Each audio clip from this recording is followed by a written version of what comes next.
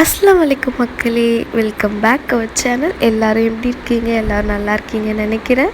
இந்த ஈத்தை உங்கள் families and ஃப்ரெண்ட்ஸோட நல்லபடியாக செலிப்ரேட் பண்ணியிருப்பீங்கன்னு நினைக்கிறேன்.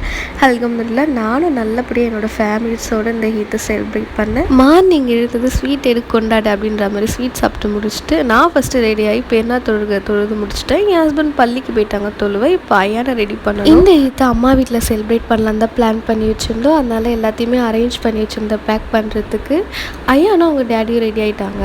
ஏன்னா இங்கேருந்து வந்துட்டு 1 hour ஆகும். சரி நான் அங்கே போய் ரெடி ஆகிக்கலாம் அப்படின்ட்டு எல்லாத்தையும் எடுத்து வச்சுருந்தேன். என் சாரீக்கு மேட்சாக பேங்கிள்ஸ், ஜுவல்லரிஸ் இதெல்லாம் எடுத்து வச்சுருந்தேன். இந்த ட்ரெஸ் பார்த்தீங்கன்னா நெக்ஸ்ட் டே ஃப்ரெண்டுக்கு வந்துட்டு மேரேஜ், அதுக்கு போட்டுக்கலாம் அப்படின்ட்டு வச்சுருந்தேன். அதுக்கு மேட்சாக கிஃப்ட்டு என் ட்ரெஸ்ஸு கலர்லேயே ஒரு கிஃப்ட் ஒன்று பேக் பண்ணி வச்சுருந்தேன். இந்த ட்ரெஸ் வந்துட்டு ஐயானுக்கு எப்படி இருக்குன்னு சொல்லுங்கள். இந்த ட்ரெஸ் அவனுக்கு எங்கள் மாமா வாங்கி கொடுத்தது. அவன் பிறந்த நாளில் அவனுக்கு நிறைய ட்ரெஸ் வந்துச்சு. அது அப்போ அவனுக்கு பெருசாக இருந்தது. இப்போ கரெக்டாக இருக்குது. சரி இதை ஈத்துக்கு வச்சுக்கலாம் அப்படின்ட்டு வச்சுட்டோம். நாங்கள் சும்மா ரஃப்யூஸ்க்கு போடுற மாதிரி அவனுக்கு ட்ரெஸ் எடுத்தோம். என் ஹஸ்பண்டுக்கு ஒரு ஷர்ட் ஒன்று ஆர்டர் பண்ண ஆன்லைனில். நான் வந்துட்டு எடுக்கல, ஆல்ரெடி அது புதுசாக இருந்தால் சரி இதை ஈத்துக்கு கட்டிக்கலாம் அப்படின்ட்டு வச்சுட்டேன் ஒரு பக்கம். இந்த பேங்கிள் இயரிங்லாம் அந்த பர்பிள் கலர் ட்ரெஸ்ஸுக்கு மேட்சாக எடுத்து வச்சுருந்தேன். இந்த பிரேஸ்லெட் வந்து தங்கச்சி கேட்டிருந்தா, அதனால் அவளுக்கும் அப்படியே எடுத்து வச்சு அந்த கவரிங் ஜுவல் ஐட்டம்லாம் சாரீக்கு மேட்சாக எடுத்து வச்சுருந்தேன். என்ன தான் கோல்டு ஜுவல்லரியே இருந்தாலும் ஆனால் நம்ம மனசு கவரிங்க்கு தான் போகுது, ஏன்னு தெரியல. அப்புறம் குட்டி பையனை நம்ம கிளப்பி ரெடி பண்ணி விட்டாச்சு.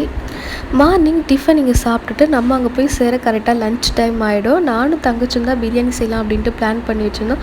ஆனால் அவன் நீ வர லேட்டாகும், அதுக்குள்ளே நான் செஞ்சே வச்சுடுவேன் அப்படின்னு சொல்லிட்டா. அதே மாதிரி நாங்கள் அங்கே போய் சேரவும் என் தங்கச்சி பிரியாணி செஞ்சே முடிச்சுட்டா, தம் போட்டு வச்சுருந்தா. சரிண்ணா அம்மா குட்டி பையன் கூட கொஞ்ச நேரம் விளாண்டுட்டு இருந்தாங்க. அவங்க வந்துட்டு ஈத்துக்கு ஐயானுக்கு ட்ரெஸ் எடுத்து கொடுத்துருந்தாங்க. அது என் ஹஸ்பண்ட் சும்மா அளவு வச்சு இப்படி பார்த்துட்டு இருந்தார். எங்கள் அம்மா எடுத்த அந்த ட்ரெஸ்ஸு ரொம்பவே சூப்பராக இருந்துச்சு அவனுக்கு. ஆனால் போட்டு விட்டு ஆனால் வீடியோ எடுக்க மறந்துட்டேன். நெக்ஸ்ட்டு சாப்பிட போயாச்சு நம்ம. என் தங்கச்சி நல்லா செம்மையாக செஞ்சு வச்சுருந்தா பிரியாணி, நல்லா டேஸ்ட் அல்டிமேட்டாக இருந்துச்சு. பக்கத்து வீட்டில் ஒரு 4 பேருக்கு கொடுத்துட்டு அப்புறம் நாங்கள் சாப்பிட ஆரம்பிச்சிட்டோம். சிக்கன் பிரியாணி தான் செஞ்சுருந்தா. ரொம்ப நாள் கழித்து நாங்கள் எல்லோரும் ஃபேமிலியாக அப்படி உட்காந்து ஒன்றா வாழையில் சாப்பிட்டோம். அதுவும் அவ்வளோ நல்லா இருந்தது. நல்லா அந்த காற்றுக்கு அதுக்கும் வெளியே உட்காந்து சாப்பிட்டு நல்லா செலிப்ரேட் பண்ணோம். நல்லா ஜாலியாக போச்சு அந்த டேவே.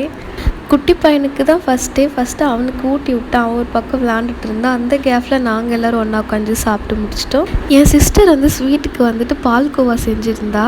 ஆனால் பார்க்க என்ன இஞ்சி பூண்டு பேஸ்ட் மாதிரி இருக்குன்னு கலாய்ச்சிட்டு இருந்தேன். ஆனால் சாப்பிட்டதுக்கப்புறம் டேஸ்ட் அல்டிமேட்டாக இருந்துச்சு. எப்படி செஞ்சேன் நான் கேட்டுட்டு இருந்தேன் அவகிட்ட.